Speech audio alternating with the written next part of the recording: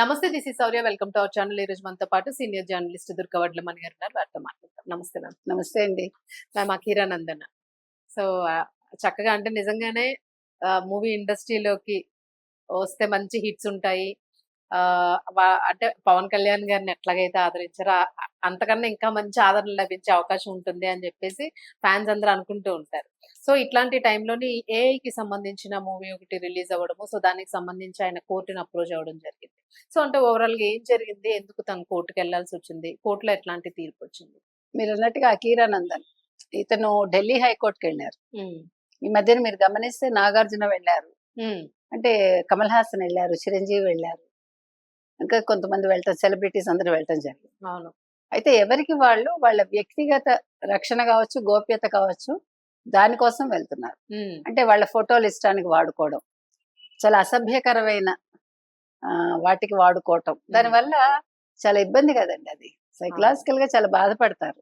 ఇప్పుడు మనం తప్పు చేయకుండా మనం తప్పు చేసినట్టు పోర్ట్రేట్ చేస్తే ప్రజల్లోకి అది ఏ విధంగా వెళ్తుంది.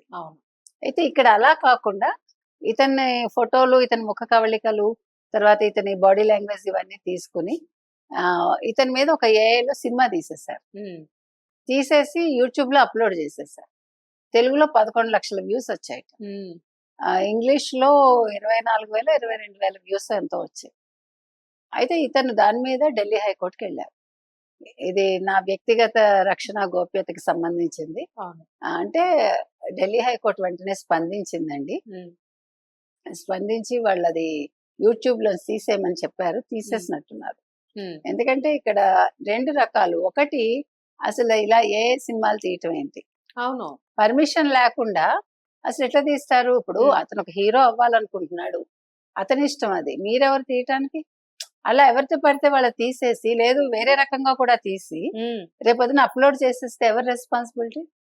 అంటే ఒక పర్మిషన్ లేకుండా ఇలాంటివి చేయకూడదు అనేది వాళ్ళ కోర్టు స్పష్టంగా చెప్పింది. అది చాలా ముఖ్యం. మీకు మొన్న ఎల్లమ్మ పాట అనుకున్నామా మనం? అవును. వేణు అన్నారు ఎల్లమ్మ పాట కూడా ఏ ఫేక్, అది టీజర్ వాళ్ళది, పాట వాళ్ళది కాదు. చూడండి మరి ఎంత అన్యాయం అది. అసలు ఎక్కడ మేడం దానికి లిమిట్? అదే కదా. ఇప్పుడు దీనికి చూసారా మీరు, అంటే మనకి ఒక టెక్నాలజీ వల్ల ఎంత మంచి జరుగుతోందో అంతకంటే ఎక్కువ నష్టం జరుగుతుంది కదా. అవును. ఇప్పుడు ఫోన్ లో ఫోటో తీసుకోలేని వాళ్ళు ఎవరుంటారు మేడం? ఇప్పుడు కెమెరా ఎందుకండి, ముసలమ్మ తీస్తుంది ఫోటో, మనం ఎంత అసలు ఎవరైనా తీసుకుంటున్నారు. సో దాన్ని ఏ ఇష్టం వచ్చినట్టు వాడేస్తే ఎట్లా? ఇప్పుడు మీకు టెక్నాలజీ తెలుసని మీరు వాడేస్తారు, ఎవరిదో ఫేక్ గా పెట్టేస్తారు. ఎంత అసలు అది పర్మిషన్ ఊహించడానికి కూడా దానికి కుదరట్లా. ఇప్పుడు అదే జరిగిందండి. సోషల్ మీడియాలో ఉన్న ఇతర డీప్ ఫేక్ కంటెంట్ ను ప్రచురించడం, షేర్ చేయడాన్ని ఈయన అంటే ఈ నేతృత్వంలో ధర్మాసనం అడ్డుకుందనమాట. సో అఖీరా నందన్ తన వ్యక్తిగత గోప్యత, ప్రతిష్టకు భంగం కలుగుతోందని ఢిల్లీ హైకోర్టును ఆశ్రయిస్తే వాళ్ళు వెంటనే, అంటే అతని ప్రమేయం లేకుండా డీప్ టెక్నాలజీ ద్వారా పూర్తి నిడివిగల సినిమాను రూపొందించిందిట. అందుకని దాన్ని ప్రధాన పాత్రలో పెట్టి ఈ రకంగా చేశారు. అది నిలిపేయమంటే వాళ్ళు ధర్మాసనం తీర్పు ఇచ్చింది. సో ఇప్పుడు తీసేసారేమో, మరి డిలీట్ చేసి ఉంటారు యూట్యూబ్ లో. ఇవన్నీ కూడా అంటే ముందు ముందు ఎవరైనా ఏదైనా చేస్తే కఠినమైన శిక్షలు ఉంటాయని కూడా చెప్పాలండి. అవును. ఇది తీసేయమండంతో సరిపోదు. అది తీసేస్తే వాళ్ళు ఫర్ గ్రాంటెడ్ గా తీసుకుంటారా, ఇది కాదు ఇంకోటి చేయొచ్చులే అని. కానీ పెట్టిన వాళ్ళకి ఏ రకమైన శిక్షలు వేస్తారు? ఇప్పుడు మనం అడుగుతున్నది అది యూట్యూబ్ కి సంబంధించి కొన్ని రెస్ట్రిక్షన్స్, నార్మ్స్ పెట్టాలి.